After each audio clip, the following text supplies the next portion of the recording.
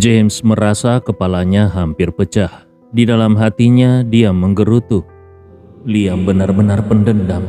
Hanya karena dulu aku bersikap buruk, dia langsung balas dendam dengan membungakan biaya 100 kali lipat. Melihat James terdiam, Albert lalu mengeluarkan kartu namanya dan menyerahkannya kepada James sambil berkata datar, "Tuan James, silakan dipertimbangkan. Kalau sudah siap, langsung saja hubungi aku." James tahu kalau Albert sudah mengusirnya secara halus. Dia pun hanya bisa berkata dengan penuh kepahitan, "Tuan Albert, aku akan berdiskusi dulu dengan keluargaku. Nanti aku hubungi lagi." Keluar dari restoran Oceana, perasaan James campur aduk. Semakin banyak hambatan yang dia hadapi di sini, semakin dia menyesali sikap buruknya terhadap Liam di masa lalu. Namun, penyesalan saja tidak akan memperbaiki keadaan. Karena itu, satu-satunya jalan keluar adalah membayar harga berapapun untuk bisa bertemu Liam. Hanya saja, biaya $5 juta itu jelas bukan sesuatu yang bisa dia tanggung sendiri. Saat dia kebingungan, tiba-tiba dia teringat pada pihak Kementerian Kesehatan yang pernah menghubunginya. Tanpa berpikir panjang, dia segera menelpon balik. Begitu tersambung, Roderick langsung bertanya dengan penuh harap, "Tuan James, kau sudah bertemu dengan pihak farmasi itu?" James menghela nafas, "Belum. Mereka mengatakan kalau mau bertemu harus lewat perantara, dan perantaranya meminta biaya humas sebanyak $5 juta. Roderick terkejut. 5 juta? Lalu dia mengumpat, apakah mereka gila? Apa mereka pikir uang jatuh dari langit? James hanya bisa berkata dengan nada putus asa, "Sekarang situasinya memang seperti ini. Aku juga tidak punya cara lain. Aku tidak punya uang sebanyak itu. Kalau kalian bisa bantu bayar, aku lanjutkan. Kalau tidak, aku juga tidak bisa apa-apa." Telepon di seberang hening sejenak. James bahkan bisa mendengar suara seseorang menggertakkan gigi. Tidak lama kemudian Roderick mengumpat marah, "Brengsek. Baiklah, $5 juta tidak masalah. Biaya ini kita ambil dari anggaran Kementerian Kesehatan." Ucapan Roderick membuat James benar-benar merasa lega. Kalau dia benar-benar harus mengeluarkan $5 juta itu, jelas dia tidak akan mampu. Karena itu dia segera kembali ke restoran Oceana untuk meminta nomor rekening dari Albert, lalu langsung mengabari Roderick. Tidak lama kemudian, $5 juta pun masuk ke rekening Albert. Melihat notifikasi dari bank, Albert sampai terpana. Dia benar-benar tidak menyangka bahwa di zaman sekarang, mencari uang bisa semudah ini. Yang dia lakukan hanyalah menuangkan secangkir teh dan mengucapkan beberapa kalimat saja. Bahkan teh itu pun tidak sempat diminum oleh James. Tapi uang $5 juta tetap masuk dengan mulus. Apalagi separuh dari uang itu akan menjadi miliknya. Setelah James memastikan uang sudah diterima, dia segera bertanya dengan penuh semangat, "Tuan Albert, kapan aku bisa bertemu dengan Tuan Liam?" Albert melihat jam, lalu berkata, "Sekarang sudah cukup malam. Sepertinya hari ini tidak memungkinkan. Sebaiknya kau kembali ke hotel dan menunggu kabar. Setelah aku dan Tuan Liam menentukan waktunya, aku akan segera menghubungimu." James buru-buru bertanya, "Apa besok sudah bisa dipastikan?" Albert tersenyum dan berkata, "Itu bukan keputusanku. Setelah aku berbicara dengan Tuan Liam, baru kita tentukan waktunya." Setelah itu, Albert bertanya lagi, "Tuan James, kau terburu-buru datang ke sini. Sepertinya kau belum sempat memesan hotel ya?" James hanya bisa mengeluh di dalam hati. Jangankan memesan hotel, sejak turun dari pesawat tadi, dia bahkan belum sempat makan. Namun, dia tidak ingin mengeluh di hadapan Albert. Jadi dia hanya bisa tersenyum kaku dan berkata, "Sejak turun dari pesawat, aku memang terburu-buru, jadi belum sempat memesan hotel." Albert mengangguk sambil tersenyum. "Kalau begitu, aku akan mengatur agar kau menginap di Hotel JX Marion. Itu adalah hotel terbaik di Makassar." Setelah itu, aku akan menjadwalkan pertemuan dengan Tuan Liam dan mengabarimu segera setelah waktunya ditentukan." Sambil berbicara, Albert dengan penuh perhatian berkata, "Kau seorang diri di Makassar. Tempat asing ini pasti sedikit merepotkan bagimu. Jadi lebih baik serahkan saja urusan ini kepadaku." James tidak punya pilihan lain selain mengangguk setuju. "Kalau begitu, terima kasih banyak Tuan Albert." Albert tertawa. "Tuan James terlalu sopan. Kau sudah termasuk klien besarku. Urusan kecil seperti ini tentu saja dengan senang hati akan kubantu." Setelah itu dia segera memanggil salah satu anak buahnya dan memberi instruksi. "Kau antar Tuan James ke Hotel JX Marion. Nanti aku akan menelpon Tuan Ibnu Komar untuk mengatur semuanya." Anak buahnya langsung mengangguk, lalu berkata kepada James, "Tuan James, silakan ikuti aku." Tiba-tiba James teringat sesuatu dan buru-buru berkata kepada Albert, "Tuan Albert, tolong sampaikan kepada Tuan Liam bahwa persetujuan pemasaran puyer bioteh di Amerika sudah resmi disetujui. FDA akan segera mengirimkan surat konfirmasi. Setelah itu, produk ini bisa resmi dipasarkan di Amerika. Aku harap kabar ini bisa membuat beliau merasa sedikit senang." Albert tertawa kecil dan berkata, "Tenang saja, aku pasti akan menyampaikan berita ini kepada Tuan Liam." James pun menghela nafas lega. Dia mengucapkan terima kasih, lalu mengikuti anak buah Albert meninggalkan restoran Oceana. Di sisi lain, Albert segera melapor kepada Andi. Dia menelpon Andi Rewa dan begitu telepon tersambung, dia langsung melapor dengan semangat, "Tuan, si James itu sudah mentransfer $5 juta ke rekeningku." Andi Rewa terkejut dan berkata, "Secepat itu?" Albert tertawa. "Benar, awalnya dia mengatakan akan mempertimbangkannya, tapi tidak sampai 1 jam, uangnya sudah masuk." Mendengar bahwa James dengan cepat mentransfer $5 juta, Andi Rewa langsung tahu pasti ada kekuatan besar di belakang James yang mendorong ini. Kalau tidak, dalam situasi normal, sangat sulit bagi James mengeluarkan uang sebesar itu dalam waktu singkat.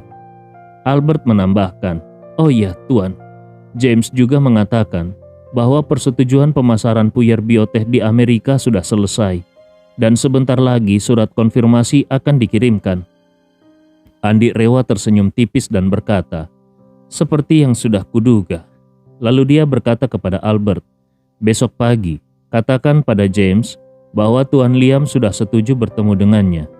Minta dia datang makan siang di restoran Oceana. Aku dan Liam akan hadir." Albert menjawab dengan hormat, "Baik Tuan, aku akan mempersiapkan ruang VIP terbaik dan untuk besok aku tidak akan menerima tamu lain." Andi Rewa berpesan lagi, "Sekalian pastikan waktunya dengan Liam. Kalau dia tidak bisa siang hari, atur malamnya. Aku bebas seharian besok."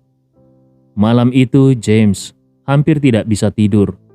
Yang paling dia takutkan adalah kalau Liam tidak mau memberikan lebih banyak jamu reinkarnasi.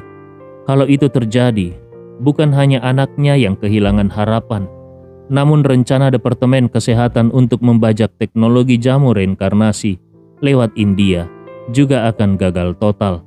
Meskipun metode itu sangat licik, tapi James sadar kalau tidak bisa mengimpor jamu reinkarnasi secara langsung, maka membajak dan memproduksinya sendiri tetap merupakan jalan terbaik bagi Amerika dan juga bagi keselamatan anaknya.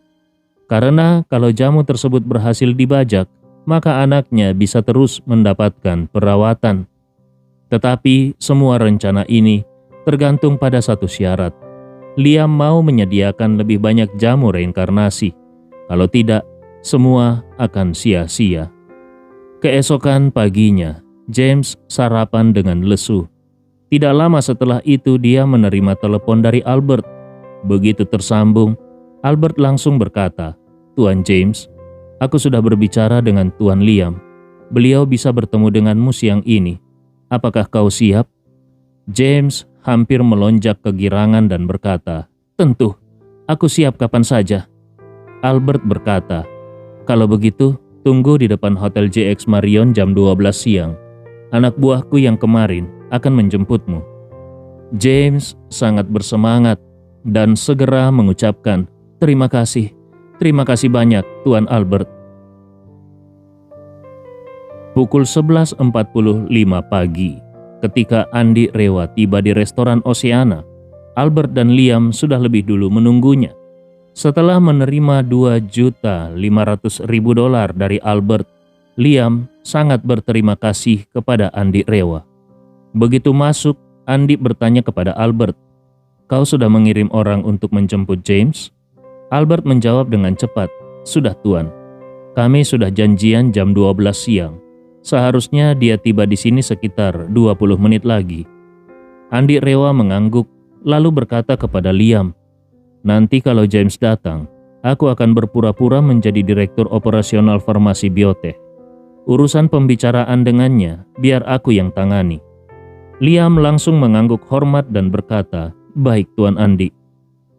Andi Rewa tertawa dan berkata, "Di meja makan nanti jangan panggil aku Tuan Andi. Panggil aku Direktur Andi. Mulai sekarang biasakan memanggilku seperti itu." Liam buru-buru berkata, "Baik Tuan Andi." Maksudku Direktur Andi."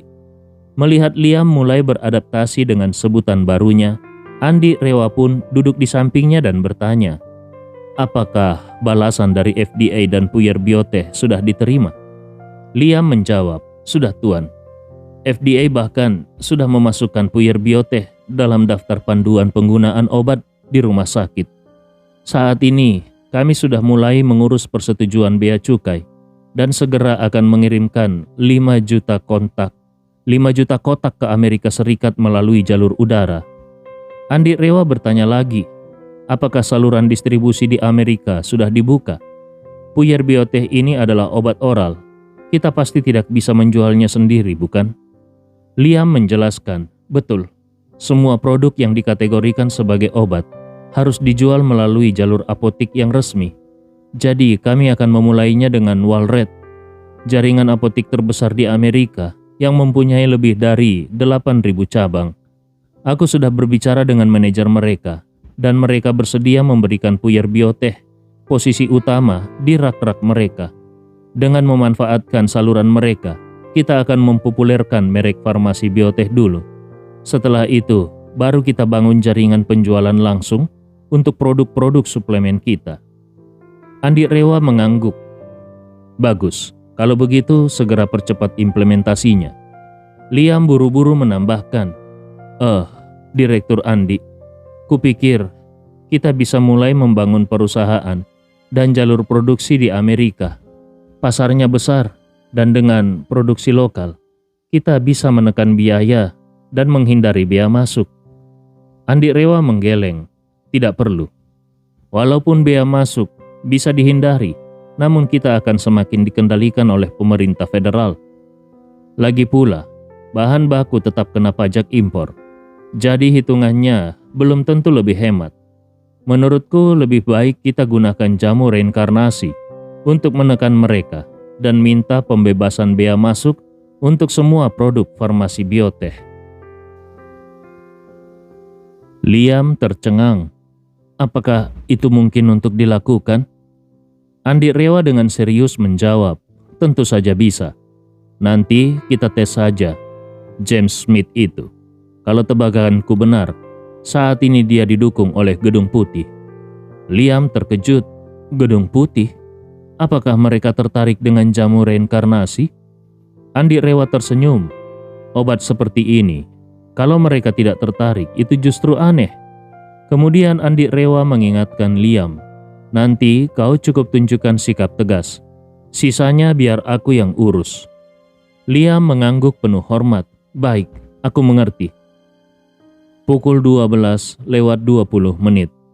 James diantar oleh anak buah Albert tiba di ruang VIP restoran Oceana.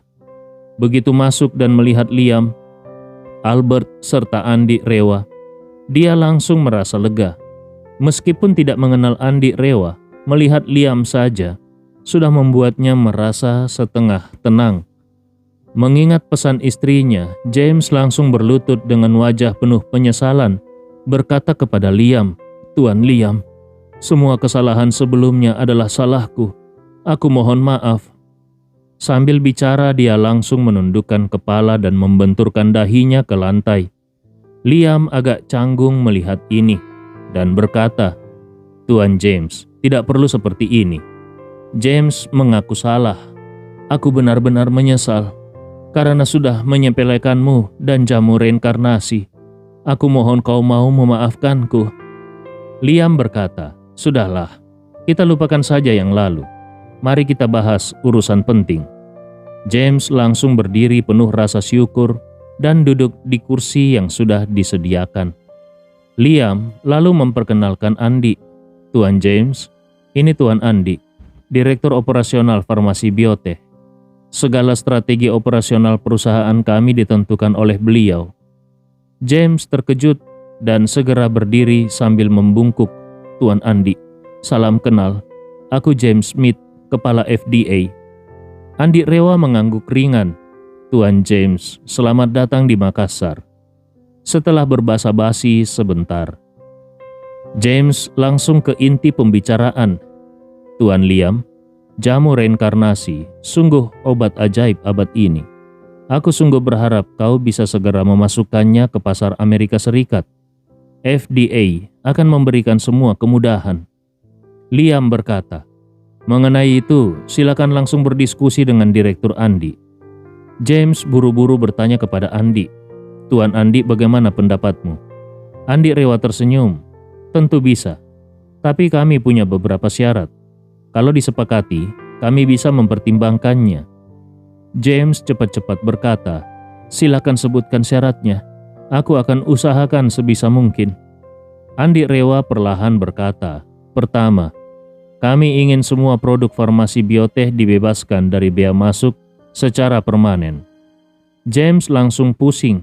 Dia merasa kesulitan dan berkata, "Tuan Andi, itu sangat sulit. Pemerintah federal tidak mungkin memberikan pengecualian sebesar itu. Karena begitu diberikan, maka farmasi biotech bisa menggunakan cangkang perusahaannya sendiri untuk memproduksi atau menjual berbagai komoditas dengan memanfaatkan pengurangan dan pengecualian tarif." Andi Rewa tersenyum. "Tenang, itu hanya berlaku untuk produk obat dan suplemen resmi dari farmasi biotech." James ragu, tapi dia berpikir bahwa Gedung Putih juga sangat membutuhkan obat ini. Jadi ini mungkin bisa diperjuangkan. Dia pun berkata, "Tuan Andi, aku tidak bisa janji sekarang, tapi aku akan mengusahakannya." Andi Rewa tahu kalau James mau berusaha, berarti di belakangnya memang ada dukungan dari pemerintah federal. Andi Rewa melanjutkan, "Syarat kedua, kami ingin semua produk baru farmasi biotech bisa disetujui FDA dalam waktu sebulan." James berpikir, ini tidak sulit dan langsung setuju.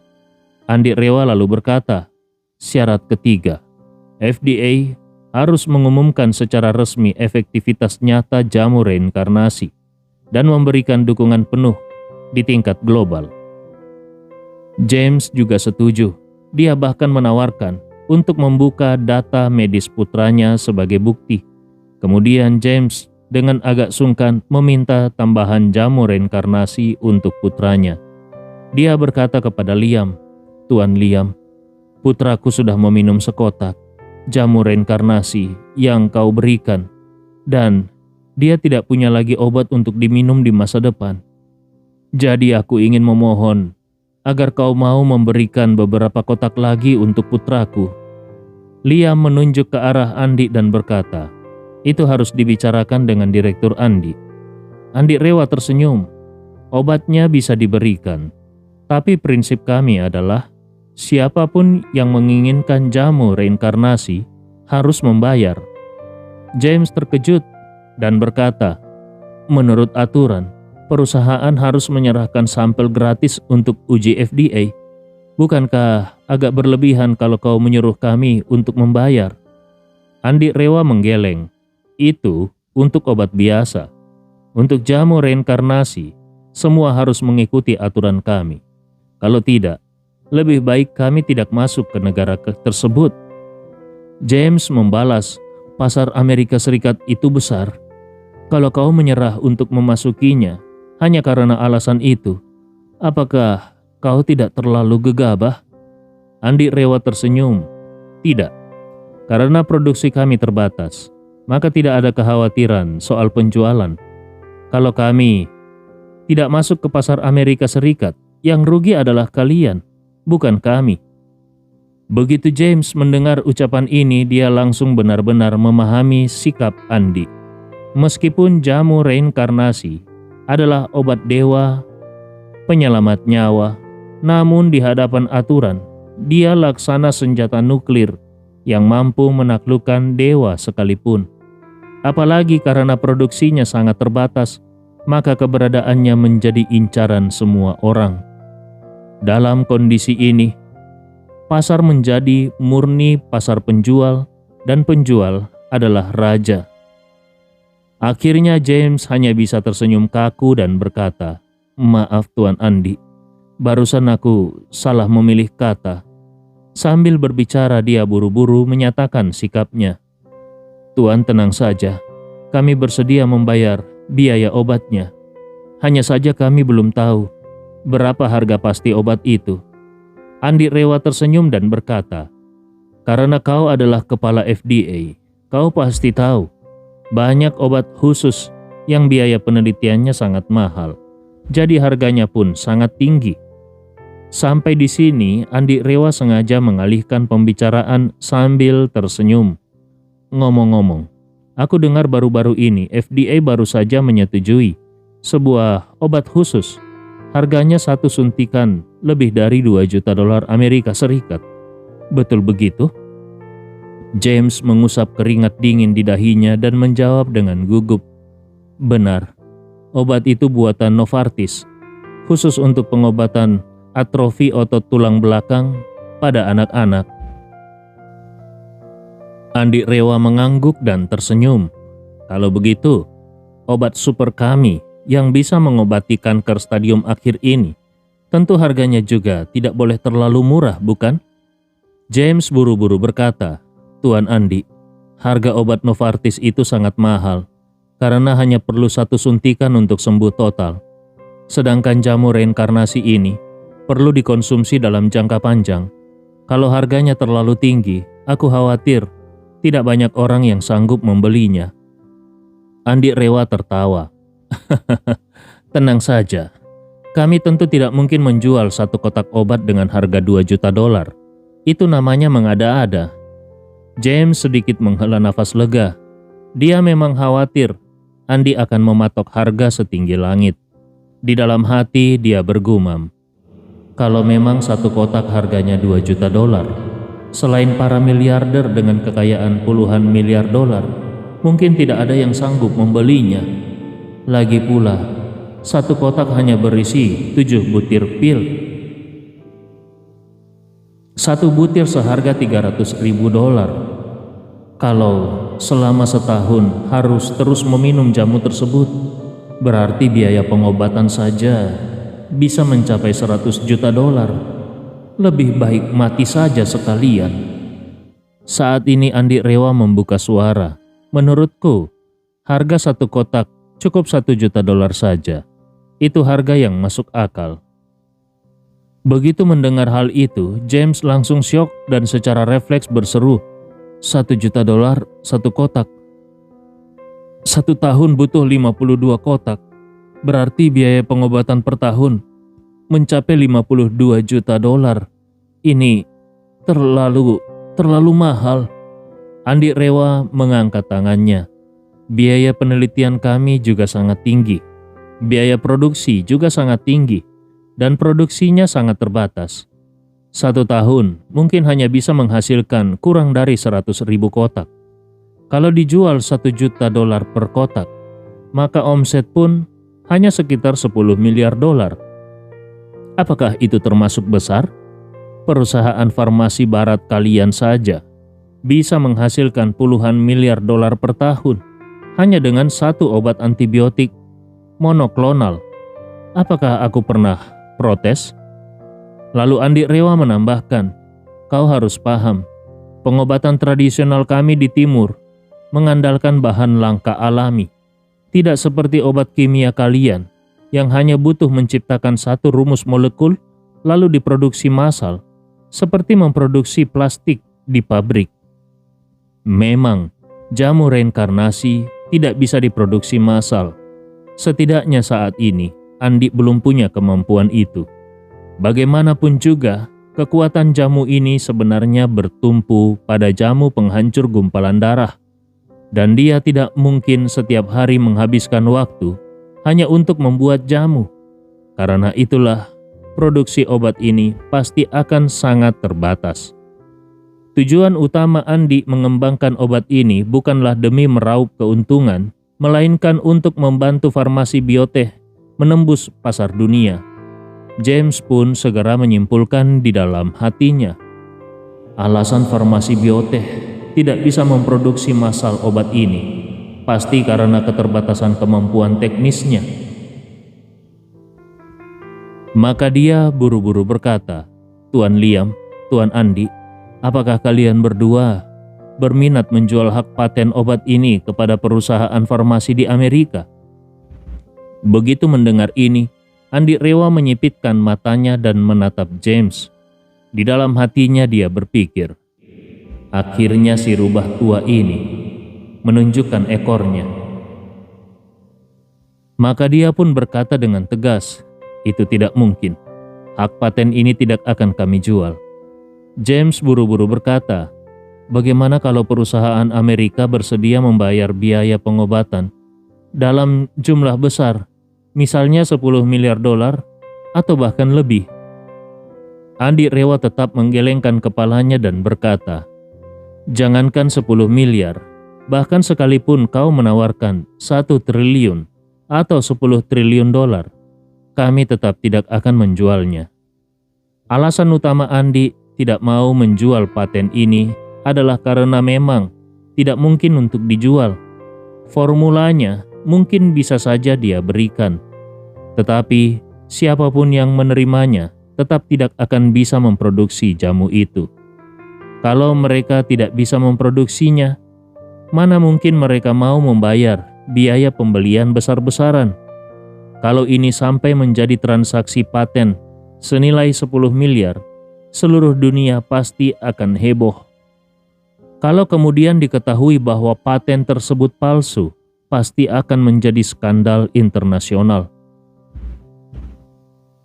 James yang tidak tahu alasan sebenarnya mengira kalau farmasi bioteh hanya bersikap sombong saja. Dia pun buru-buru membujuk, "Tuan Andi, saat dulu penisilin ditemukan, itu juga merupakan terobosan revolusioner di dunia medis.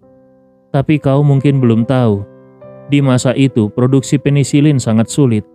Beberapa laboratorium besar menghabiskan banyak tenaga untuk membudidayakan sedikit jamur. Tapi hasilnya bahkan belum cukup untuk menyelamatkan satu orang. Karena itu, penisilin tidak bisa digunakan untuk menyelamatkan seluruh umat manusia." James berhenti sejenak, lalu melanjutkan, "Namun, dalam beberapa tahun berikutnya, berkat upaya para ahli farmasi kimia dan biologi, teknologi produksi penisilin terus dikembangkan, hingga akhirnya produksinya melimpah, sehingga bisa memberikan manfaat bagi seluruh umat manusia. Dengan segala hormat, menurutku, farmasi bioteh saat ini sama seperti tim penemu penisilin waktu itu. Sudah menemukan obatnya, tetapi belum mampu memproduksi dalam jumlah besar. Namun Amerika Serikat memiliki basis industri farmasi dan kimia paling kuat di dunia. Kalau kami bisa mengembangkan produksi massal berdasarkan formula ini, mungkin dalam beberapa tahun ke depan, kita bisa menghasilkan produk dalam jumlah besar. Kalau saat itu tiba, kita bisa bersama membawa manfaat untuk seluruh umat manusia. Bukankah itu sesuatu yang sangat mulia?" Andi Rewa tertawa geli mendengar ucapan James. Dia lalu berkata dengan senyum lebar, "Tuan James, aku rasa kau memang luar biasa. Pandanganmu tajam dan berpikir jauh ke depan. Tidak heran kau bisa menjadi kepala FDA. Hanya dengan visi sebesar itu saja, sudah sangat hebat." James mengira Andi Rewa benar-benar tersentuh. Lalu dia tersenyum dan berkata, "Tuan Andi terlalu memuji. Aku tidak sehebat itu. Aku hanya ingin sebisa mungkin memberikan manfaat bagi umat manusia." Andi Rewa mengangguk serius, lalu berkata, "Tuan James, sebuah obat kanker, meski sehebat apapun, paling banyak hanya bisa membawa manfaat bagi beberapa puluh juta orang."